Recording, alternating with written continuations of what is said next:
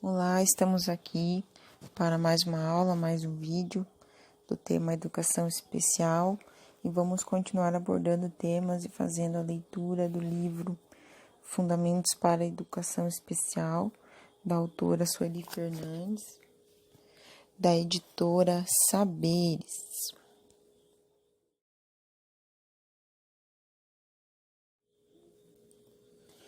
O título, então, ali, Inclusão Escolar, um novo olhar sobre a pessoa com deficiência.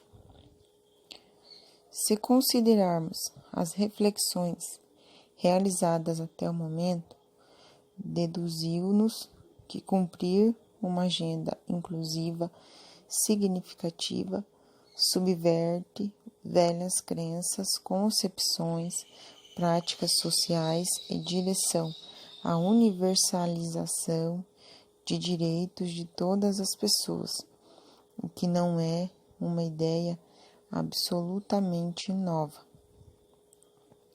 A proposta inclusiva pressuporia uma nova sociedade, já que no atual modo de produção capitalista será um anacronismo supor que todos terão acesso aos bens e serviços produzidos ao longo da história da humanidade.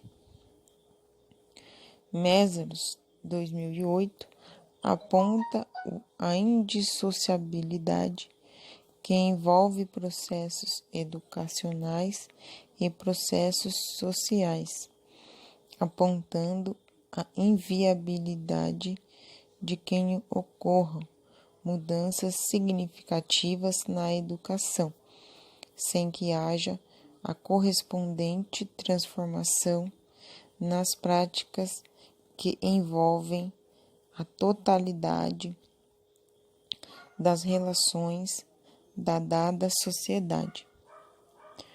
Prossegue o autor, esclarecendo que as mudanças possíveis limitam-se a corrigir detalhes defeituosos da ordem social dominante, mantendo intactas as determinações estruturais fundamentais da sociedade como um todo. Em nosso caso, de uma sociedade submetida ao jugo do capital. A escola inclusiva só poderá se tornar realidade em um mundo globalmente inclusivo, por estarem inteiramente integradas à totalidade dos processos sociais. As instituições educacionais recebem influência particular das terminações gerais do capital e não podem funcionar adequadamente, exceto se tiverem em sintonia com as determinações educacionais gerais da sociedade como um todo. Mésaros, 2008, página 43, diz assim: portanto, a escola inclusiva só poderá se tornar realidade em um mundo globalmente inclusivo.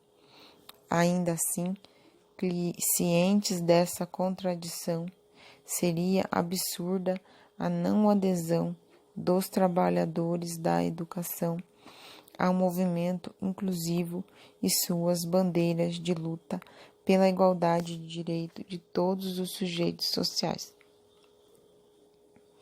Essa primeira premissa, que trata da consciência de que a educação, por si só, não elimina as contradições sociais presentes no atual modo de produção capitalista, deve constituir a base de nossa defesa pela inclusão, a fim de que não depositemos na instituição escolar falsas expectativas em relação ao seu detentor das desigualdades sociais.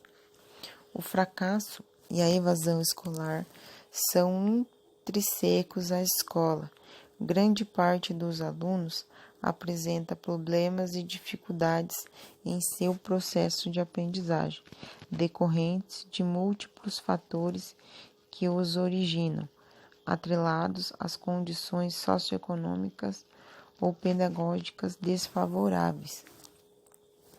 Também não devemos ser ingênuos em relação à romantização da escola, atribuindo-lhe o lugar da neutralidade, da solidariedade, da tolerância, posto que esse espaço reflete o mesmo território conflitivo das lutas cotidianas que tensionam as relações sociais.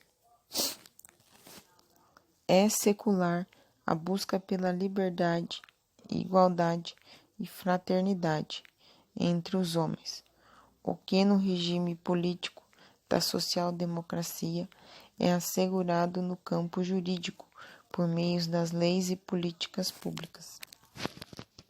O grande desafio que o processo de inclusão nos põe é justamente sua contradição em relação ao forte caráter excludente que caracteriza a sociedade capitalista, a qual se alimenta da pobreza e da fome de mais de 2/3 da população para sua lógica de existência, via concentração de riquezas nas mãos de uma minoria.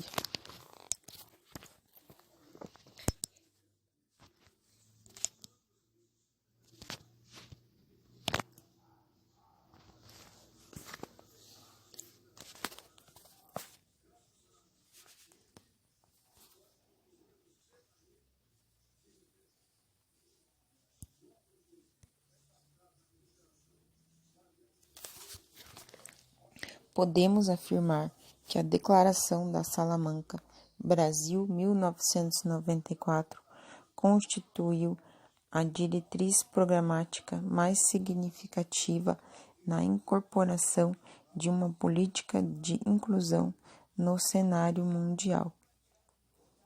Nesse documento, denuncia-se o fracasso das políticas educacionais em democratizar a educação de qualidade para todos os alunos e convocam-se organizações governamentais e não governamentais a estabelecer princípios, diretrizes e marcos de ação para que todas as crianças do mundo tenham satisfeitas suas necessidades de aprendizagem.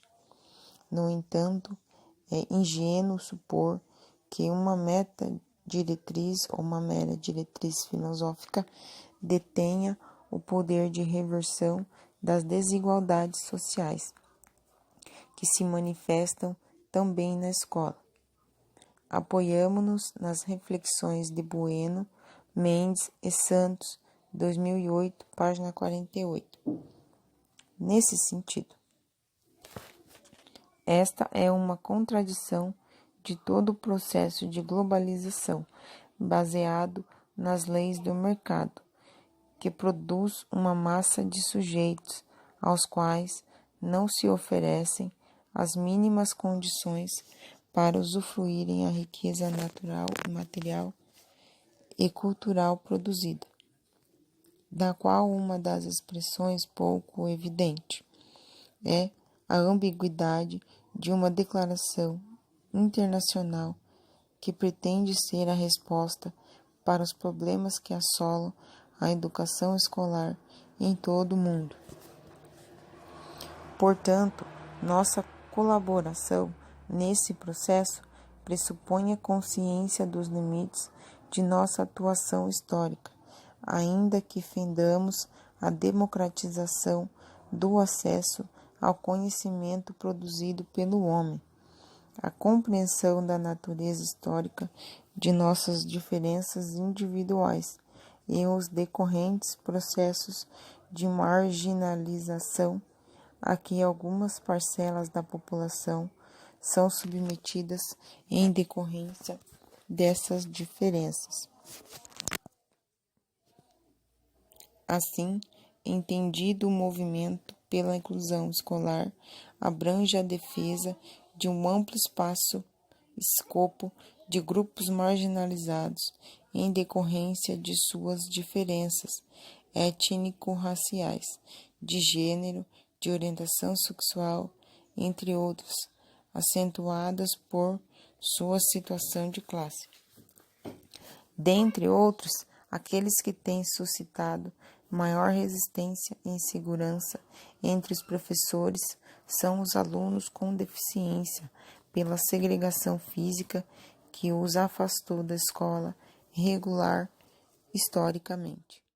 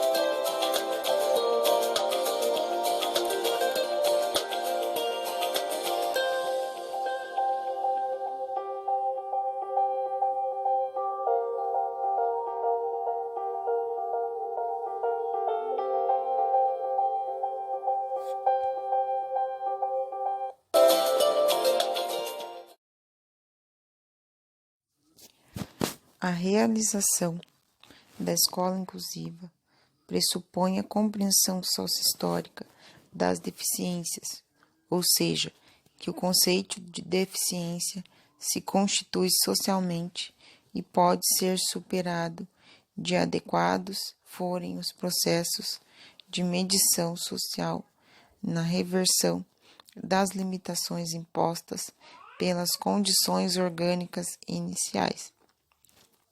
Significa dizer que as singularidades manifestadas pelos alunos em função de quadros orgânicos funcionais, oriundos de deficiências ou transtornos globais do desenvolvimento, demandarão recursos e serviços complementares àqueles utilizados na educação comum, para os pares da mesma faixa etária, na apropriação do conhecimento.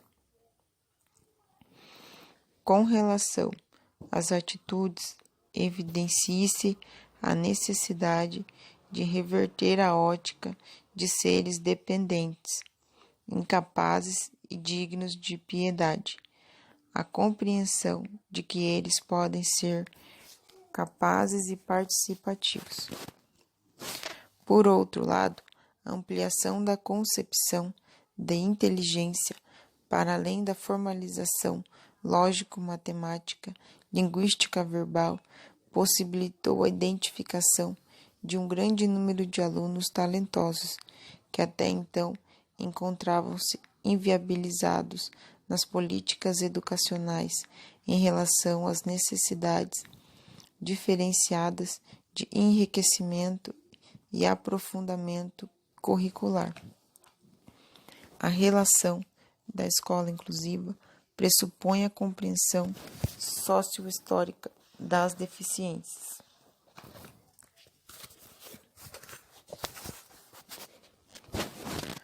O princípio que caracteriza o paradigma inclusivo repousa no fato de que a oferta permanente de suportes sociais,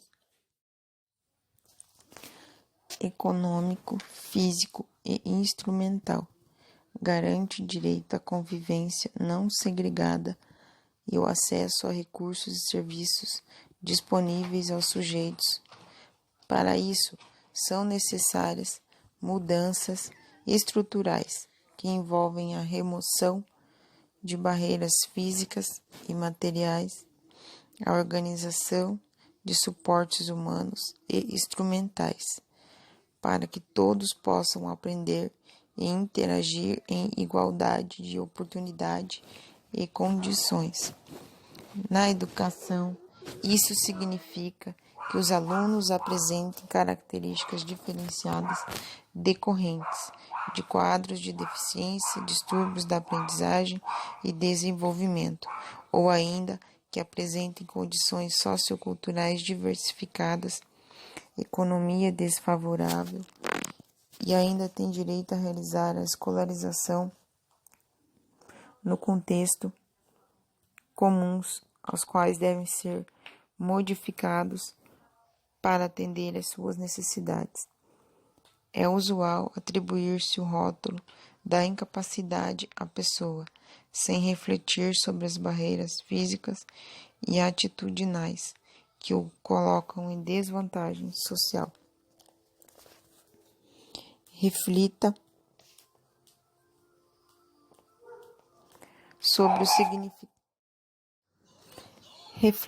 sobre o significado das palavras incapacidade e impedimento. Pense nas pessoas e nos alunos que você conhece que se encontram em situação de deficiência. O que eles apresentam, na maioria das vezes, é uma incapacidade ou impedimento para a realização de tarefas comuns de qualquer pessoa.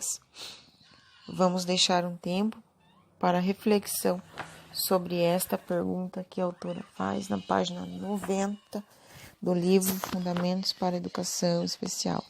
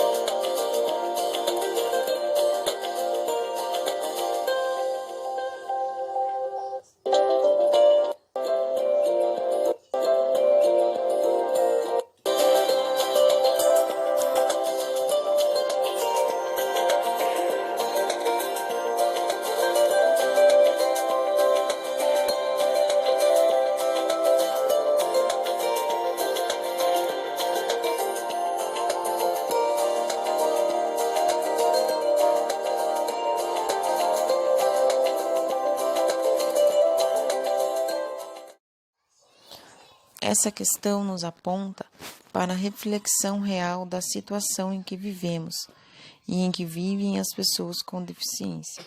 A incapacidade diz respeito à restrição ou à impossibilidade para a realização de uma atividade em decorrência de uma deficiência.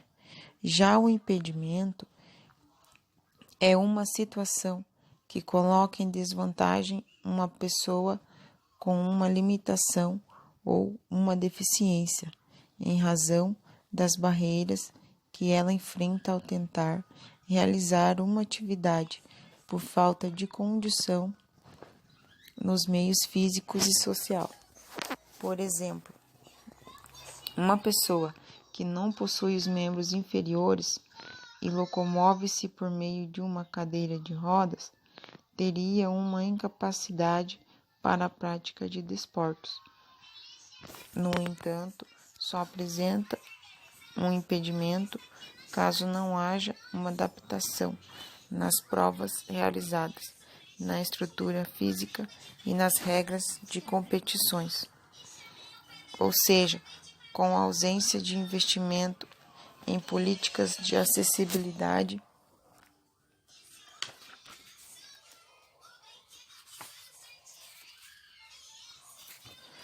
para pessoas com deficiência, elas se tornam impedidas de realizar atividades esportivas ou de fazer por falta de condições estruturais. Estes são recursos que possibilitariam superar uma condição de impedimento, intérprete para surdos, material em braille para cegos, rampas de acesso e transporte adaptado para cadeirantes. O fato de possuir uma deficiência, portanto, gera uma incapacidade real, mas não necessariamente um impedimento para a realização de atividades cotidianas comuns a qualquer cidadão. Isso depende de forma como a sociedade relaciona-se com uma incapacidade e de quais suportes ela disporia para superar os limites impostos por essa condição. O conceito de deficiência nesses termos é contingencialmente e decorre de normas e expectativas sociais, bem como de condições econômicas, arquitetônicas, materiais e, sobretudo, atitudinais, valores étnicos, disponíveis no grupo a que pertence o sujeito, no âmbito da aprendizagem e da participação em igualdade de condições. Ferreira Guimarães, 2003. Neste sentido, são fundamentais os recursos e os apoios especializados oferecidos pela educação especial, no sentido de que atuam como elementos indispensáveis à autonomia.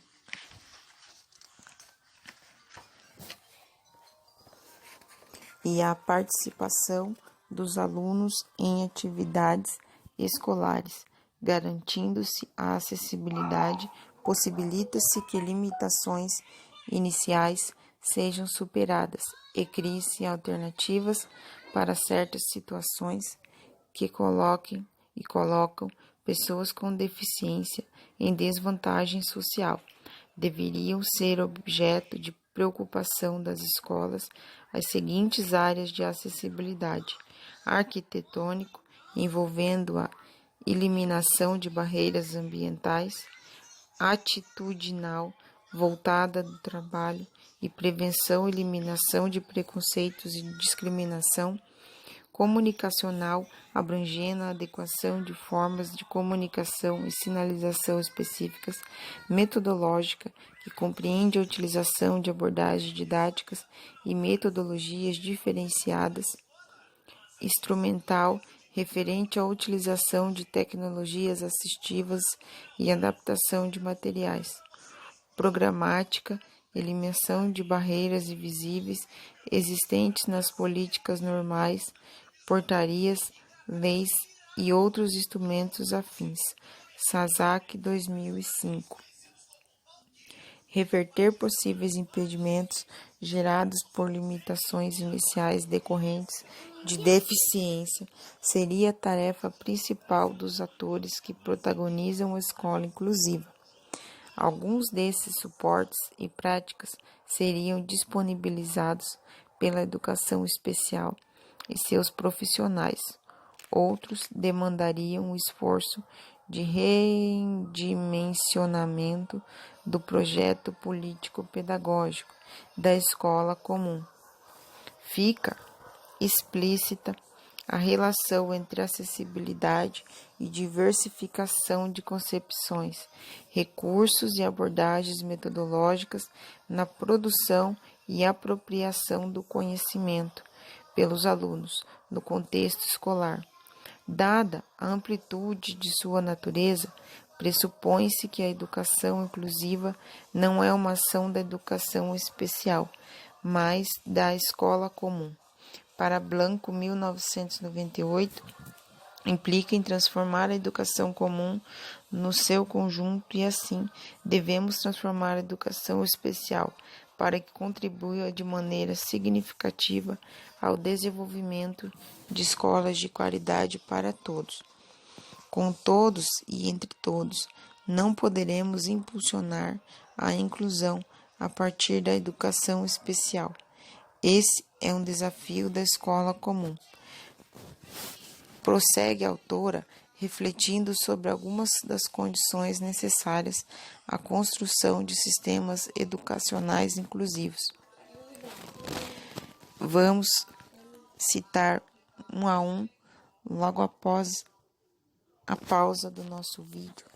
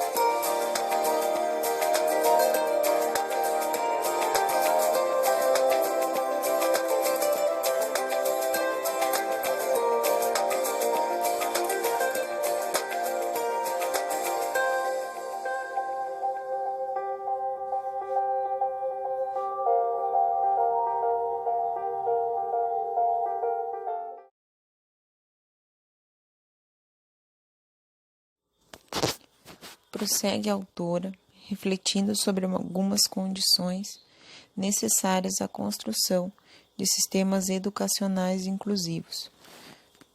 E o primeiro, ela começa dizendo assim, que o primeiro seria a valorização da diversidade como um elemento enriquecedor do desenvolvimento pessoal e social no contexto escolar.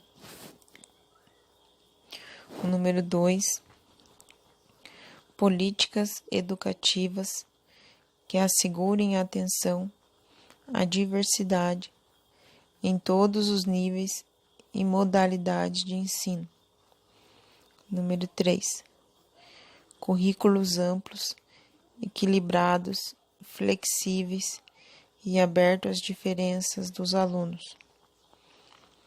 Número 4, projetos político-pedagógicos institucionais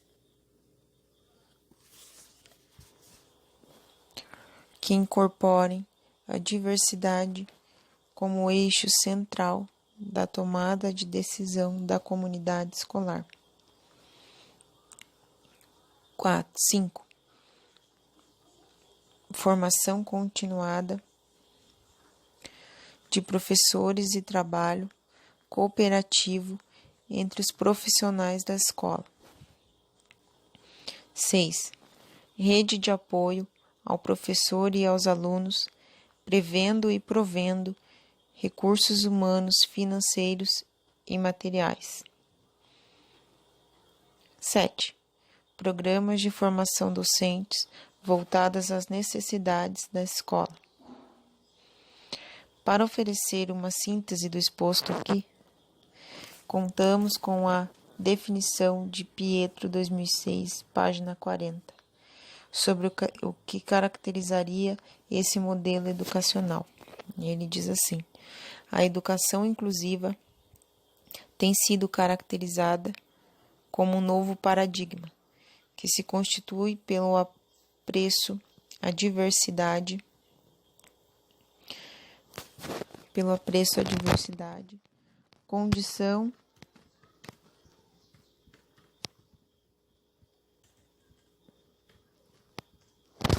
condição a ser valorizada, pois beneficia a escolarização de todas as pessoas.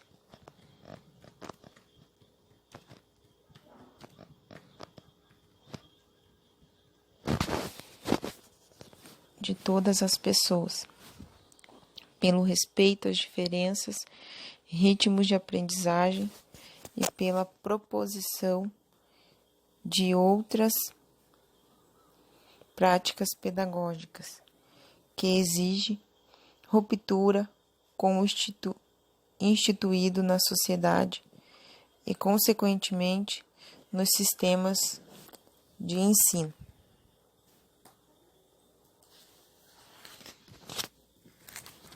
Nos debates sobre educação inclusiva no Brasil, o uso epidêmico, Pato, 2008, da palavra inclusão tem sido incorporado nos diferentes oficiais e dos professores de forma muito diferenciada. A polissemia do termo expressa concepções diferentes sobre seu sentido, que, em última análise, são desprendidas nas ações concretas do cotidiano das escolas. Os grifos realizados na definição de Pietro expressam, por assim dizer, os acentos atribuídos à inclusão, quais sejam a valorização da diversidade, o respeito às diferenças e a ruptura com os antigos paradigmas de atendimento educacional.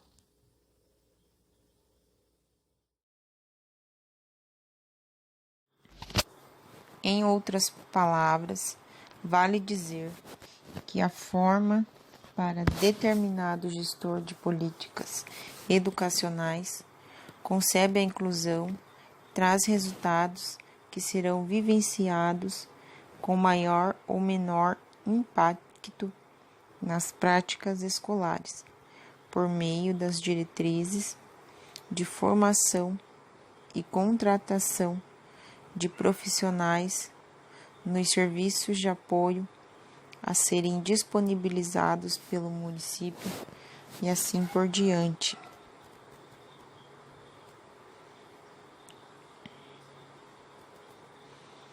Para compreendermos melhor a relação entre a concepção de inclusão na gestão da educação inclusiva e os impactos nas políticas implementadas na prática escolar, identificamos, no mínimo, 3 tendências que dividem opiniões sobre as formas de implementação de sistemas educacionais inclusivos.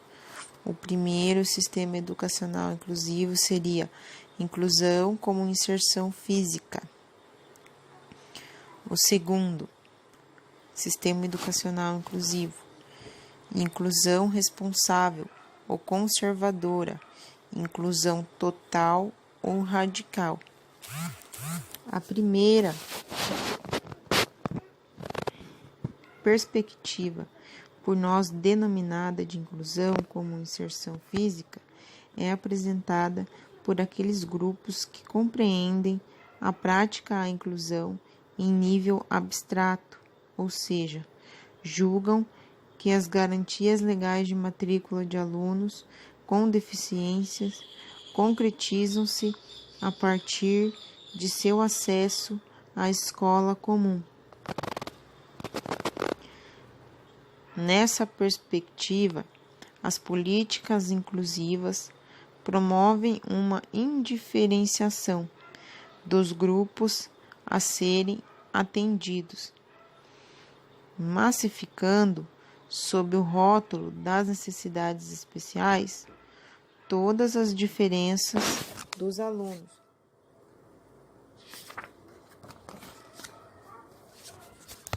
Oriundas de quadros de deficiência, superdotação, altas habilidades, transtornos globais e funcionais de desenvolvimento, distúrbio de aprendizagem, entre outras possibilidades.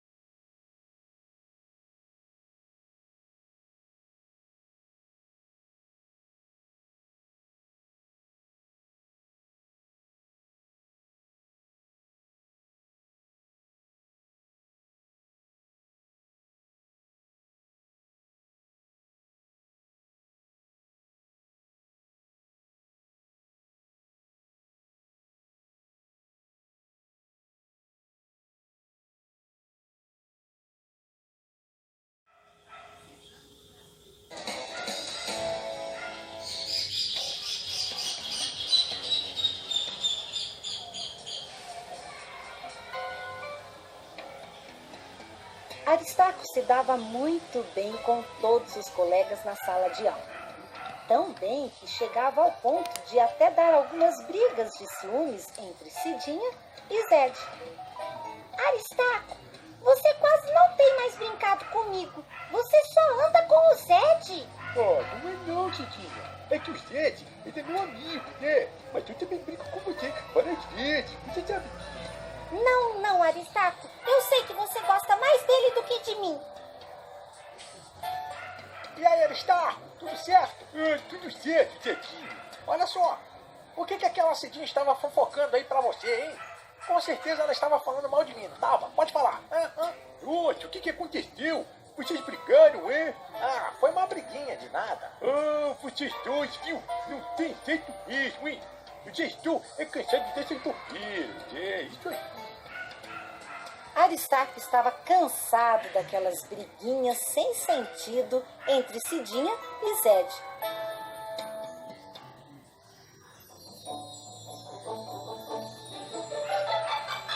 No dia seguinte, um novo aluno chegou à classe, um aluno bem especial. Bom, pessoal, hoje está chegando um novo aluno na classe, mas ele é um menino muito especial e quero que vocês o tratem igual a todos. Eu estou falando isso porque o Juninho, ele não enxerga e eu vou precisar da ajuda de vocês. Naquele mesmo momento, Aristarco se dispôs a ajudar Juninho no que fosse necessário. Professora, eu me comprometo a sentar do lado de Juninho e ajudá-lo no que for preciso. Todos ficaram atônitos com o pronunciamento de Aristarco. Para Cidinha e Zed, aquilo foi a gota d'água. O quê? O que o Aristarco disse? Será que ele não entendeu a parte que a professora falou que o garoto não pode ver? Juninho se ajuntou à sala e Aristarco o ajudava em tudo. Aristarco estava à disposição a todo momento. Mas isso não foi bem visto por aqueles amigos que antes brigavam pela amizade dele. Zedinho, você está afim de jogar um futebol depois da classe, hein? Vamos lá! Aristarco, acho que não vai dar, cara. É porque eu já combinei de jogar bola com outro pessoal, entendeu? Puxa, Zedinho, mas sou eu, cara. Ah, eu sei, cara, mas é que não dá mesmo, entendeu? Não vai dar. Mas se eu for jogar bola lá com você, então? É que os times já estão certinhos, já tá tudo completo, entendeu? Desculpa, amigão, sinto muito. Valeu, tchau. Aquilo entristeceu muito Aristarco. Seu melhor amigo Zed o havia trocado por outros e nem sequer lembrado dele. Mas ainda havia Cidinha. Oi, Cidinha, que tal irmos brincar hoje à tarde, hein? Então, Aristarco, é que eu já havia combinado com outro pessoal, sabe? Poxa, você também? Caramba, ninguém quer brincar comigo. Desculpe-me. Aristarco percebeu que o que acontecia na verdade era que todos o estavam tratando com preconceito porque ele estava andando com Juninho. Simplesmente porque Juninho não podia enxergar. Aquilo deixou Aristarco bem triste. Juninho, muito inteligente, logo percebeu o que acontecia e no dia seguinte, antes de terminar a aula, pediu a palavra à professora. Bem, pessoal, eu pedi a palavra à professora porque gostaria de dizer a todos que eu agradeço por todo o cuidado e atenção dados, mas eu sinto que estou causando intrigas e, infelizmente, algumas pessoas estão sendo prejudicadas. É por isso que eu vou me mudar de escola. Aristarco logo se levantou. Juninho, eu sei exatamente sobre o que você está falando. Eu gostaria de dizer que você sim é um verdadeiro amigo. Um amigo que não mede esforços e pensa no outro acima de tudo. Alguém que não liga para o que os outros dizem, mas quer o melhor de seu companheiro. Um amigo que segue o exemplo de Jesus. É isso aí. Aquelas palavras de Aristarco mexeram com todos. Zed e Cidinha viram que haviam errado e que, acima de tudo, precisavam pedir desculpas a Aristarco. Aristarco, eu sei que estou errada e queria te pedir desculpas. É verdade. Eu nosso egoísmo e preconceito só acabou com a nossa amizade. Fomos completamente irracionais. Poxa, Aristarco, você nos desculpa? Ah, mas é claro, né, pessoal? Vocês estão no meu coração para sempre. Obrigado, meu amigão, muito obrigada. Poxa, valeu, parceirão. Me desculpe, Juninho, por tudo isso. É verdade, nós fomos ridículos. Me mude de escola, por favor, por favor. Tudo bem, pessoal, não tem problema. Amizade também é perdão. Legal, legal.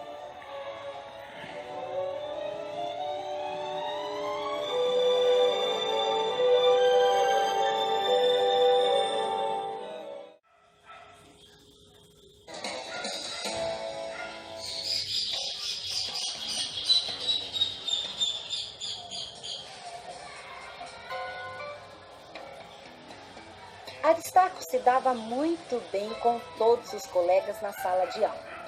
Tão bem que chegava ao ponto de até dar algumas brigas de ciúmes entre Cidinha e Zed.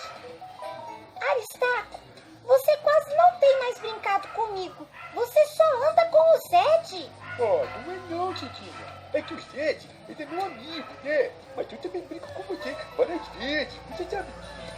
Não, não, Aristarco. Eu sei que você gosta mais dele do que de mim. E aí, Aristarco, tudo certo? Ah, tudo certo, Zedinho. Olha só, o que aquela Cidinha estava fofocando aí pra você, hein? Com certeza ela estava falando mal de mim, não tava? Pode falar. Nossa, o que aconteceu? Vocês brigaram, é? Ah, foi uma briguinha de nada. Ah, vocês dois, viu? Não tem jeito mesmo, hein? Vocês estão cansados dessas bobeiras. É, isso aí. Aristarco estava cansado daquelas briguinhas sem sentido entre Cidinha e Zed.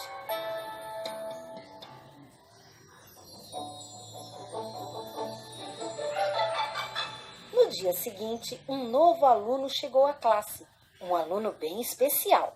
Bom, pessoal, hoje está chegando um novo aluno na classe, mas ele é um menino muito especial e quero que vocês o tratem igual a todos. Eu estou falando isso porque o Juninho, ele não enxerga e eu vou precisar da ajuda de vocês. Naquele mesmo momento, Aristarco se dispôs a ajudar Juninho no que fosse necessário. Professora, eu me comprometo a sentar do lado de Juninho e ajudá-lo no que for preciso. Todos ficaram atônitos com o pronunciamento de Aristarco. Para Cidinha e Zed, aquilo foi a gota d'água. O quê? O que o Aristarco disse? Será que ele não entendeu a parte que a professora falou que o garoto não pode ver? Juninho se ajuntou à sala e Aristarco o ajudava em tudo. Aristarco estava à disposição a todo momento. Mas isso não foi bem visto por aqueles amigos que antes brigavam pela amizade dele. Zedinho, você está afim de jogar um futebol depois da classe, hein? Vamos lá! Aristarco, acho que não vai dar, cara. É porque eu já combinei de jogar bola com outro pessoal, entendeu? Poxa, Zedinho, mas sou eu, cara. Ah, eu sei, cara, mas é que não dá mesmo, entendeu? Não vai dar. Mas e se eu for jogar bola lá com você, então? É que os times já estão certinhos, já tá tudo completo, entendeu? Desculpa, amigão, sinto muito. Valeu, tchau. Aquilo entristeceu muito Aristarco. Seu melhor amigo Zed o havia trocado por outros e nem sequer lembrado dele. Mas ainda havia Cidinha. Oi, Cidinha, que tal irmos brincar hoje à tarde, hein? Então, Aristarco, é que eu já havia combinado com outro pessoal, sabe? Poxa, você também?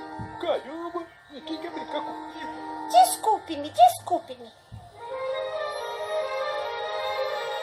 Aristarco percebeu que o que acontecia na verdade era que todos o estavam tratando com preconceito porque ele estava andando com Juninho. Simplesmente porque Juninho não podia enxergar. Aquilo deixou Aristarco bem triste. Juninho, muito inteligente, logo percebeu o que acontecia e no dia seguinte, antes de terminar a aula, pediu a palavra à professora. Bem, pessoal, eu pedi a palavra à professora porque gostaria de dizer a todos que eu agradeço por todo o cuidado e atenção dados. Mas eu sinto que que estou causando intrigas e infelizmente algumas pessoas estão sendo prejudicadas. É por isso que eu vou me mudar de escola. Aristarco logo se levantou.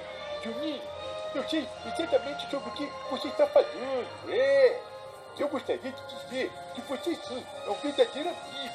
Um amigo que não mede esforços e pensa no outro acima de tudo.